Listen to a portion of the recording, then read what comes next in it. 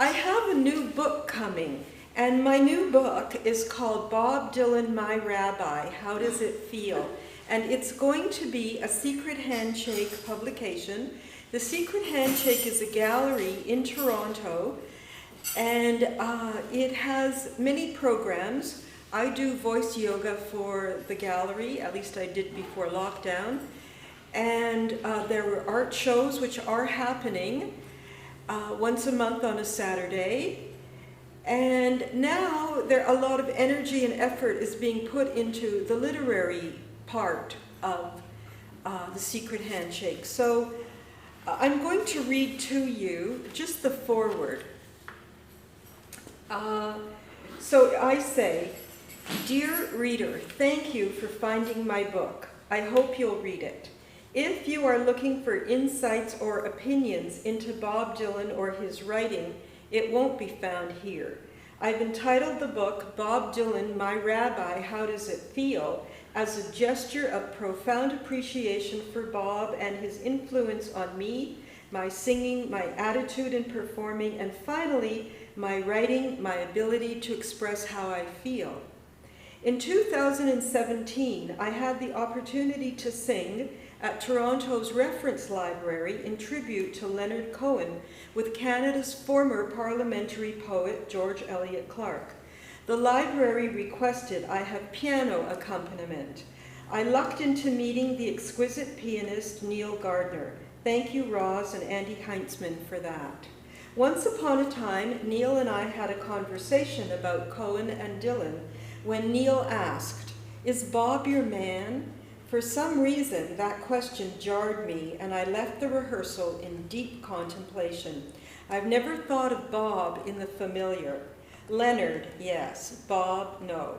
I went back in time in my memory to the first time I ever heard Bob.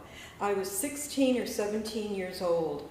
I don't know where it was, but I remember a big place with lots of people and loud sound. Piped through the overhead speakers came this voice imploring, "How does it feel?" In all my 16 years, no one ever asked me. I was gobsmacked. All my life, I was told what to feel, how to feel, what to expect, etc. When I thought, felt, and acted differently, I was admonished, scolded for being rebellious. Bob wouldn't leave it alone. He went on to say, "How does it feel? How does it feel to be on your own with no direction home, like a complete unknown, like a rolling stone?" And I was gone, engaged, committed to explore all the implications of that question.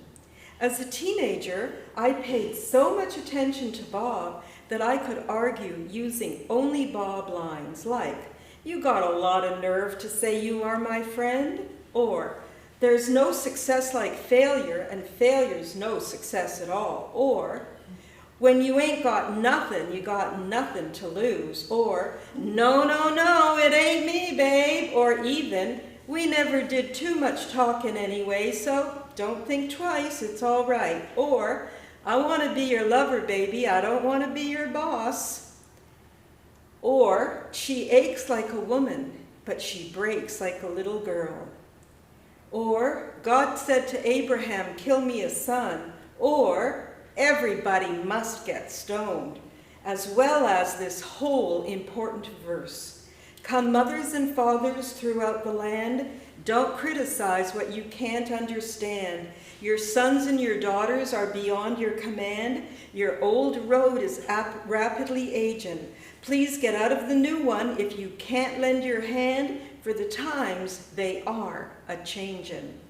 While contemplating Neil's powerful prose and having the good fortune to be there's a mistake. While contemplating Neil's powerful poser and having the good fortune to be well-versed in Cohen poetry, and now comparing one to the other, if possible, I had the realization that Dylan was like a rabbi to me, not just a mentor or influence, but an actual spiritual guide. The great Leo Rostin, in his book, The Joys of Yiddish, says, quote, "From Hebrew, rabbi means my teacher," unquote. A rabbi is not an intermediary between God and people, not even or always a spiritual teacher. A rabbi is a rabbi. His position traditionally gives him no power, no hierarchical status. The authority of the rabbi rests on his learning, his character, his personal qualities. Rabbis were enjoined to spread instruction and enlightenment, to uplift the morale. The rabbi is not imposed upon the congregation by an ecclesiastical hierarchy, but is freely engaged and disengaged by members of the community, end of quote. With these thoughts in mind and remembrances of my life's journey, I wanted to create a poetry book of my thoughts and writing that gives homage to Bob. This is for you, Bob Dylan, my rabbi. How does it feel? While Neil and I were working on the Cohen tribute, I found much comfort in Bob's song, "Lay Down Your Weary Tune," and got both Neil and George to sing it with me. When I feel overwhelmed or anxious, I always sing Bob's words. They are hopeful and courageously strong. Dylan's words show me insight into a moment. His words look at the moment and then offer hope. At the after party for Leonard's tribute, George and I sang a duet of Bob's Just Like Tom Thumb's Blues. Some time ago, I was a member of the YMCA. Reuben Hurricane Carter was being honored by the Y as a peace ambassador. Because of Bob's song, Hurricane, I felt drawn to apply to write the keynote and perform for Reuben at the ceremony. It is not included in this book. I won that opportunity. Reuben encouraged me to support the Innocence Project. I did and still do. The Innocence Project exonerates the wrongfully convicted through DNA testing and reforms the criminal justice system to prevent future injustices. Words are like seeds. Once planted, then nurtured, they grow and give beauty. It is significant to remember, never underestimate the power of a planted seed. My background is traditionally Jewish. Listening to Bob and Leonard reference Old Testament stories in their work gave me cachet to defend listening to them to my mother. The fact that both were Jewish was the deciding factor. When I showed my mother the photo of Leonard's first album cover, it was a done deal. That Panem, that face. Ultimately, when one gets in touch with their inner being, hears a unique voice and wants to share it or just to express one's feelings, that, to me, is the definition of a successful human being. In thinking of my man and all the men and women who were there for me, thank you. I ponder what the possessive, my man, and all of them means. Neil and I actually honored Sophie Tucker and her song, My Man, a whole other narrative. I wanted to take this opportunity to venerate Bob and many others through these poems as I search for phrases to sing your praises and share these words with you. It was such a pleasure working on this project from inception with Neil to fully realized with the great Bill Bissett. That took years and brought me to places I wanted to forget. Sometimes I remembered things I never should have forgotten. This project, as Bob's words did many years ago, changed me for the better. So essentially, that is the opening to that. And yesterday, I took one of Bill Bissett's t-shirts that says breath on it, and I wrote this little sound piece. You say breath, I say breathe. No matter what you say, you gotta breathe in order to have breath. Inhale, exhale, in and out. Fill those lungs, relax your tongues, and breathe with your breath. You say breath, I say breathe. No matter which way you say, breath or breathe, you gotta inhale and exhale. In, out. Fill those lungs with your thoughts. Relax your tongues. In, out. Breath, breathe. Breath, breathe. Breath, breathe. Breathe. Breath, breathe. Breath, breathe, breath, breathe, breath, breath, breath, breathe. Breath, breathe, breath, breathe, breath, breathe, breath, breathe. You say breath. I say breathe.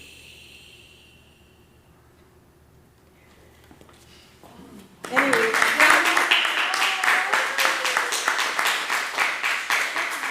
humbling. Thank you, because I just wrote it in the car yesterday. Okay, so I wanted to share with you, this is one of the most wonderful projects I've ever done. It's called I'm Mad. I matter, making a difference. And what it is the history of Mad People's Theatre in the city of Toronto from the voice of two dogs. And it starts this way. And I should tell you that the founder of this magnificent theater, the Friendly Spike Theater, is none other than the wonderful Ruth Stackhouse. And so if you like, you can join me on this, and I would love it if you do. Your part would go like this. Chorus. When I say chorus, get ready. Performers and audience. Hey, little doggy, do you hear it listening? We're howling back to all the Allen Ginsbergs of the world. I stamp my feet, this is your part, wiggle my tail. Howl back, because we are 1, 2, 3, 4, howling forward towards a new creative vocalization of yips. This is all yours. Yips, barks, growls, sniffs, slobbers, nips, pulls, digs, licks, bites, snuggles, cuddles. Perfect. You got it? It's going to come to you in a minute. Okay, so this is how this wonderful little book starts. Oh. Howling back for the Friendly Spike Theater Band, where every dog has his and or her day. In his epic poem, Howl, written in 1956, Allen Ginsberg wrote, quote, I saw the best minds of my generation destroyed by madness, end of quote.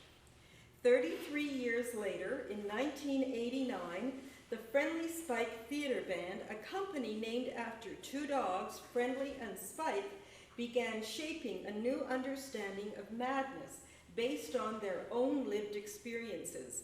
They did this through play creation. My name is Honey Novick. This is my own epic song poem, a stream of consciousness about this extraordinary endeavor and my involvement with it, a relationship going into 2 decades. With the help of founder-director Ruth Stackhouse, I am detailing the history of this company, although not comprehensive and with poetic license, by howling back at tragic madness and creating something beautiful. Please howl when I give you the cue. Well, Bard Ginsberg, your generation ain't the only frickin' one, and so we howl at the dogma, the dog girl, and the doggedy daughters, because I have seen the greatest minds of my generation excel because of madness. We're mad and we're proud. Keep it up, hey, little doggy. Listen, we're howling back to all the Allen Ginsbergs of the world. I stamp my feet, wiggle my tail. Howl, because we are howling for 1, 2, 3, 4, forward to a new creative vocalization of yips, barks, growls, snips, slobbers, nips, pulls, digs, licks, bites, snuggles, cuddles. No, I am resilient, not destroyed. I am emerging. I am mad. I matter, making a difference, singing this song. This is an urge. The urge is an urgency. The urgency is an emergency. Emerge and see. Oh, dear Bart Ginsburg, your time and my time are different. You live during the beat generation. I live in a time when I can move to my own beat, when I can write beat poetry for Bill Bissett. In a complacent world, let sleeping dogs lie. They are content, and if not content, they become distracted. You know, sex, sax, drugs, bugs, pugs, hugs, rock and roll, until one curious awakened bitch starts to stir, stirring like a tenacious terrier. She asks questions, she steals stories, she knows she can make a difference, doggone it. And so with her cohorts, cuddly smiles and barking sundog, they make theater. And I'm just going to leave it there because, you know, promotion is promotion, this wonderful book with artists. Sarah has her drawings in here somewhere, and so do others in this room. Thank you. And so I'm going to end my piece. I think I'll end it with a song. And my song is just a kind of recognition of this moment in time. Do you know that the future lies in the present moment? So what we do at each moment, it's crucial. Do you know that the future lies in the present moment? So what we do at each moment, it's vital. It's crucial, it's vital. Our lives are dependent on now. This moment decides the future. This moment is the future. This moment is the time. This is it. Now! Do you know that the future lies in the present moment? So what we do at each moment, it's crucial. Do you know that the future lies in the present moment? So what we do at each moment, it's vital. It's crucial, it's vital. Our lives are dependent on now. Anyway, thank you for being here.